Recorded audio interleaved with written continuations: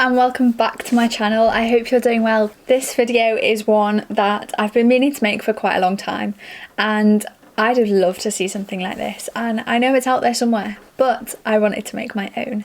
So this video is my Christian books, podcasts, apps, devotionals, songs, I think that's everything, my recommendations for them. Because honestly, I have quite a lot of recommendations, especially books. I have a pile sat next to me right now. I just wanted to share them with you because I can. So if you are a Christian, please do follow my channel. I make content a bit like this every now and again, and I also do weekly vlogs and lifestyle content and A-level geography revision content. So if any of that tickles your fancy, please do subscribe down below. I'd really appreciate it. But without further ado, let's just get straight on into this video because it's quite a long one. The first section, songs. I'm going to share 3 with you that I am currently loving. I have a lot of songs that I love. Actually no, I'm going to share 4 because I can't stick to 3. So the 4 songs that I am absolutely loving at the moment. Number 1 is Build My Life. It's by Housefires. I would play them, but I'm pretty sure I'd get copyrighted for them, and that's not what I would like. So I'm going to leave the links to either Spotify or the YouTube version of this down below, so go ahead and listen. It's great. I will build my life upon your love. It is a firm foundation is the chorus. I absolutely love it. It's one of the songs that I constantly go back to, and yeah, I absolutely love it.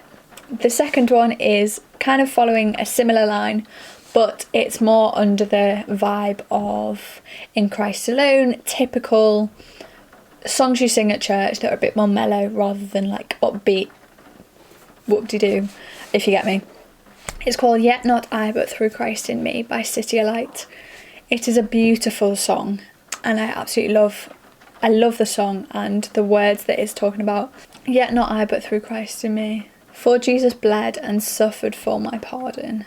He was raised to overthrow the grave.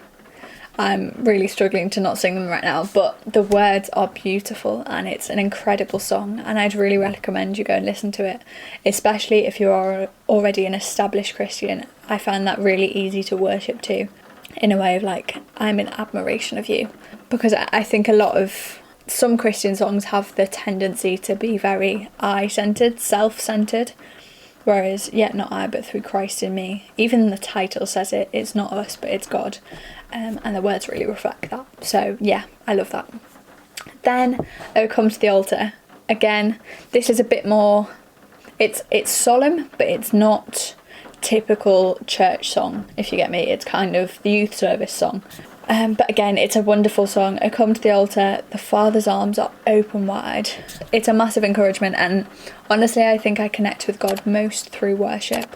I can't really sing, I can't play an instrument, but I love being able to just sing with my arms wide and not caring about what the world thinks, but in like a complete trance of worship to God.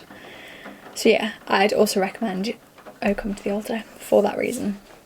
And then finally, this is a new one that I've been recommended myself by one of my friends recently.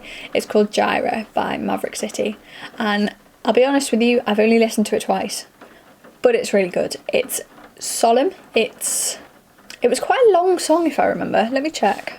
Yeah, it's a 9-minute song. I thought it was long, but it's a really, really good song. I love it. Again, I can't say much more on it yet because I haven't listened to it enough, but I was recommended it and therefore I want to share it with you, because if you've not heard it, I'd go and listen.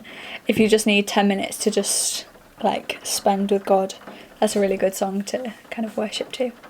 Okay, so let's move on to podcasts. I've really got into my podcast recently.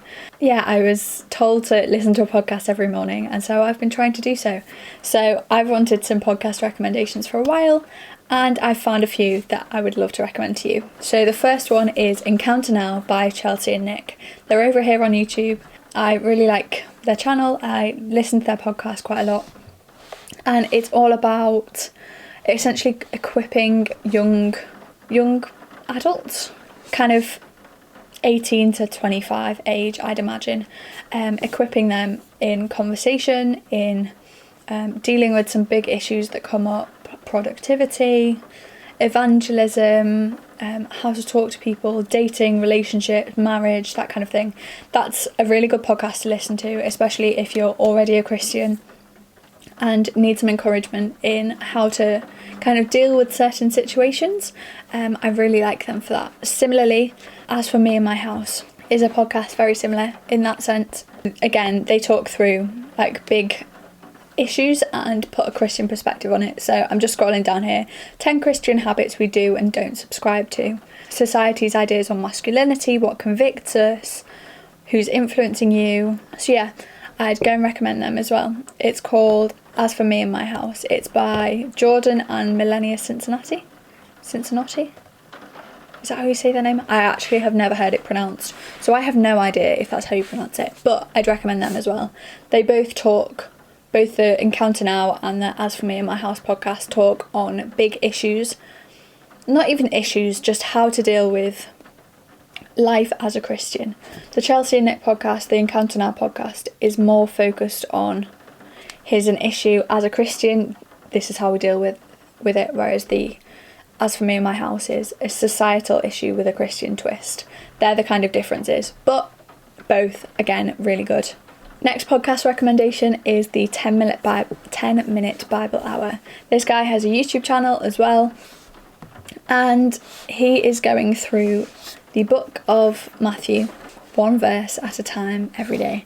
So he releases a podcast every weekday, I'm pretty sure. And he spends 10 minutes talking through one verse in the Bible. He's working his way through Matthew. He gives a load of context to it. He either goes down a historical route or a different route with it. They're not all the same, and yeah, like, they're really interesting and they go really, really detailed, because I think we can fall short with a Bible study of going through like a chapter or two chapters in an hour, whereas in 10 minutes he'll go through one verse, and it's really good to get into the Bible that way. So I'd recommend this, especially if you're a new Christian and you kind of don't know much about the Bible. Go ahead, listen to his podcast. It's called the 10-minute Bible Hour. The icon looks like this. It's just on Spotify. I think it's probably on Apple Music as well. But yeah, I'd really recommend going and listening to that, because it does equip you really well and it teaches you a lot. So I learn a lot from him. And then my final podcast recommendation is actually one started by a couple of my friends in my home church. It's called Covered in Dust. It's on Spotify and Apple Music, and I think they film it for YouTube as well. So they focus a bit more on like topics, if that makes sense. Routine, joy, character, submission, prayer, worship, the Bible, call to love, church, social media, self-love, connection, dating, that kind of thing. So they focus more on like big issues and talk through that. They're usually half an hour to an hour long, like 40 minutes usually. Obviously they're my friends, so I am going to go and support them, but I think you should too. Again, it's on Spotify. Go ahead and listen and see what you think. It's called Covered in Dust. The icon looks like this, and they're two very wise guys. They're both about my age, but yeah, I think it's really important to see God in all aspects of our life, and so they're focusing more specifically on like dating or joy or routine or prayer or that kind of thing. And yeah, so I'd recommend them. Actually no, I have one more. I told you I can't keep count. Bible at bedtime. If you struggle to sleep or struggle to get to sleep, there is a podcast on Spotify again called Bible at Bedtime, and there's this lady and she talks in a really nice soft voice through like 2 or 3 passages. They're usually about half an hour long, so they're kind of made to either listen to just before you go to sleep or to fall asleep to, but her voice is really relaxing, and it's almost as in like a meditative state to like end your day with the gospel, give you peaceful sleep. So I've only listened to a couple of them because honestly I don't struggle to sleep that much at the moment, but when I do, it's something I do just put on in the background, and usually it sends me off to sleep quite nicely, which I know I probably shouldn't say that, but I'm going to be honest, it does send me to sleep. But I guess that's kind of what its purpose is, to relax and whatever. So the next section is applications, as you may say. So I have 3 for you. First, obviously, is the Bible app. do there. You can, there are words. Yeah, there's like a community section, so you can add your friends from Facebook or WhatsApp or whatever, and you can see what they've been highlighting and the notes they've been making on it. There's also a section for Bible plans. So if you want to go through a book of the Bible but don't really know much about it, search up a book of the Bible and I'm sure there'll be a plan about that book of the Bible, and it gives you the context, it gives you a bit of a devotional about it, what it's teaching you, and then it gives you the passage to read yourself, which I really like. You can also do plans with other people, which I think is so cool, to be able to kind of study alongside other people. And then there's also a section at the top of the page every day where they talk through the verse of the day. So obviously there's a verse every day, and they upload a kind of 2-3 minute video of someone explaining that. There's a prayer, there's the explanation, and then there's some like application questions at the end, so that even if you're not doing like an hour-long devotional a day, you're getting in the Bible and you're learning something every day about God, which I just think is really cool. Plus the verses for the day are usually pretty good, I have to say. I highlight most of them, but yeah, I'd obviously recommend the Bible app. Secondly is more focused on prayer. So there's an app called PrayerMate, and you can log into it, put the names of different people, their prayer requests, and then you get notifications every day to pray for those people, because I know I forget quite often to pray for like one person or another. If I've said, oh yeah, I'm praying for you, and I've got a list of 10 people, I usually remember about 6. So it's really useful to have it written down. Even if you don't do it on there, write it on a post-it note, write it on a whiteboard, something like that. But yeah, PrayerMate is a really good one, because we are always on our phones, we're always watching something, and so why should this be any different? Go ahead, read the Bible, look at your friends, pray for them, and yeah. And then the final app that I'm going to recommend is called The Porch. It is a church. It's a church in America, and they have loads of locations across the country. And again, it's focused very much on young adult, but really, really practical topics. So I know I did one on dating, on preparing for marriage, on like anxiety and mood and gentleness and emotions and all sorts. They have loads of different sermon series all up there. They get uploaded once a week, as on a Sunday, but you can see them really clearly. So the app looks like this. I'd really, really recommend you go and have a look at it. It's probably one of my favourite like podcasty apps. It's not a podcast, it's a sermon, but really, really recommend them because they're so applicable, especially to my life. And there's loads of different speakers, and so some I find easier to listen to than others, some I don't really find. But there's a lot of kind of illustrations and really practical tips on how to follow out or like live out what that passage or that sermon is talking about. So yeah, I'd really recommend The Porch for that. And then finally, we have 2 more sections. We have devotionals and we have books. So I'm going to start with devotionals because I actually only have one. This is the one I use every day, and it is called New Morning Mercies. So it is based on the day, like this for example, 3rd of May. So it gives you a bit of a summary about what today is talking about. And then it does the whole devotional down here, and then for further study and encouragement, look here. So this one, for example, God's care for you is secure because it does not depend on your faithfulness, but His. This is a really good devotional for building up Christians. I wouldn't say this is for new Christians, I'd say it's a very convicting devotional. There's a lot of stuff in here. And again, obviously these are like secondary things. First and foremost is like the gospel and the resurrection and being saved. And then afterwards, once you are a Christian and you're striving to live that like Christian lifestyle, this is really useful for it. So I'll put a link to this down below if you would like to go and pick that up. Obviously it's down to you, but I'd really recommend this. They have all the days of the year in here. I'm not even sure if they have a question is, do they have a 29th of February? Yeah, they do. They even have a 29th of February. So once every 4 years you can read that, but because it is a year long, you can kind of keep reading it year after year, which I think is really good. So that's what I'd recommend for my devotional. That is New Morning Mercies by Paul David Tripp, I think he's called. And then finally, books. I have 4 books for you, and I'm going to start with this one. This is called Swipe Right. This is by Levi Lusko. I read this alongside my partner. We both read it over the first lockdown, and it's all about like relationships, and I'll just read you the blurb. There is nothing more powerful on this earth than the forces of love, sex and romance.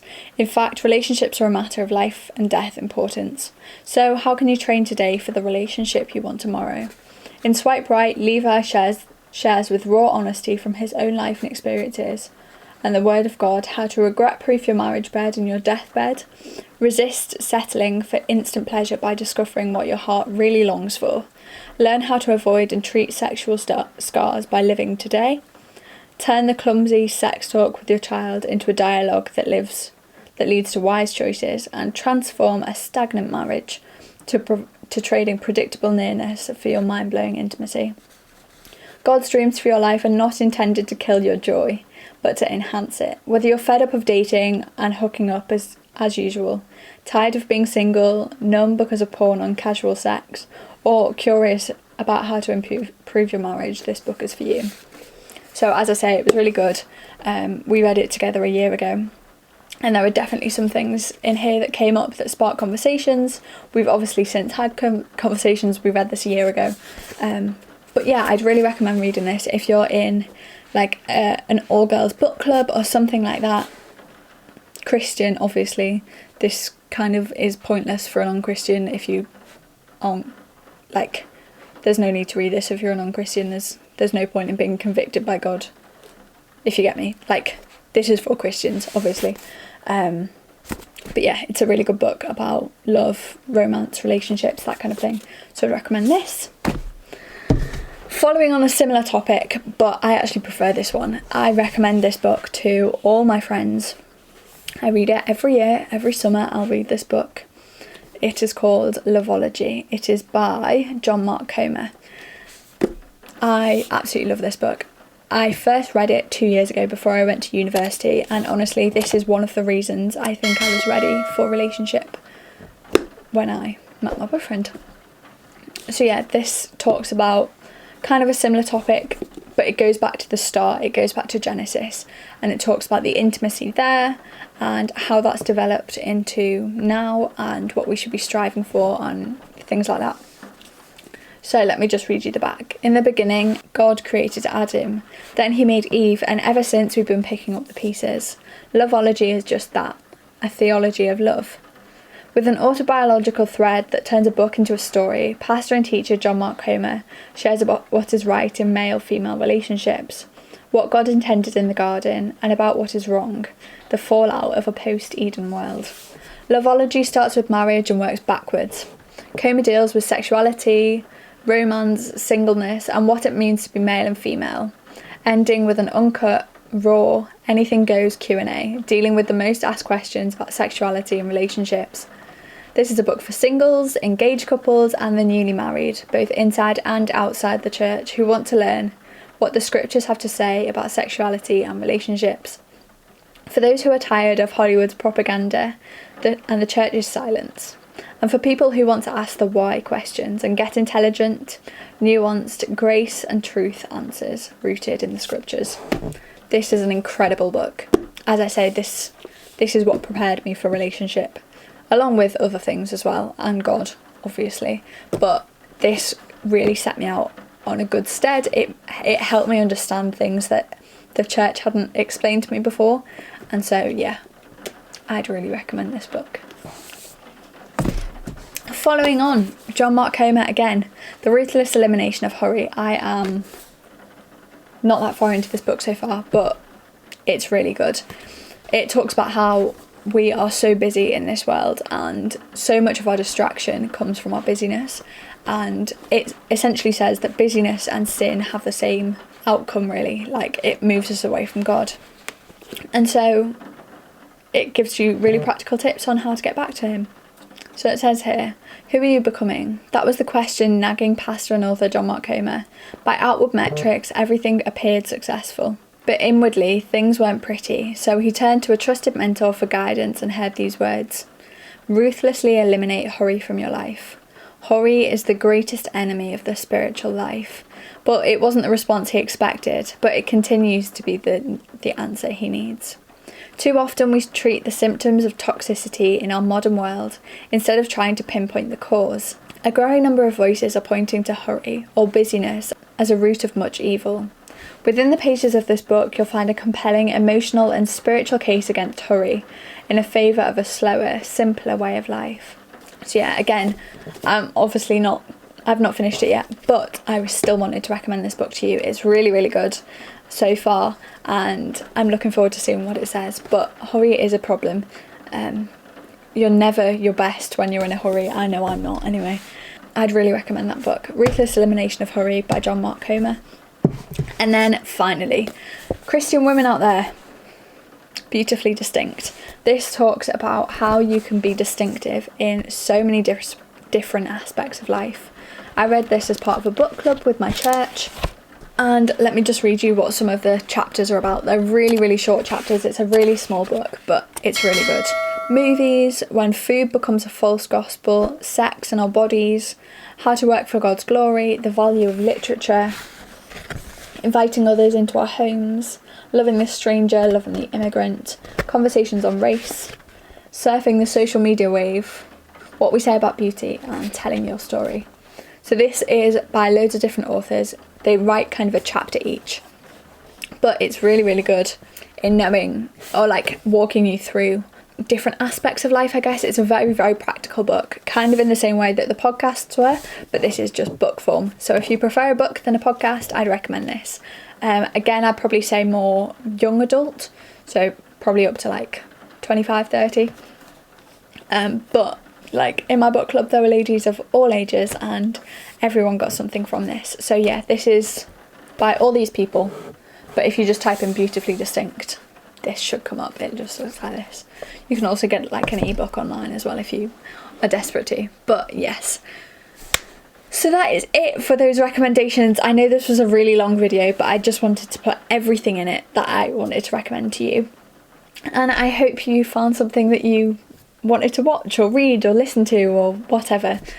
But yeah, I hope you enjoyed. I hope you got something from this, and yeah, thank you so much for watching. Please do subscribe down below for more chatty, rambly videos from me. Yeah, and I will see you soon.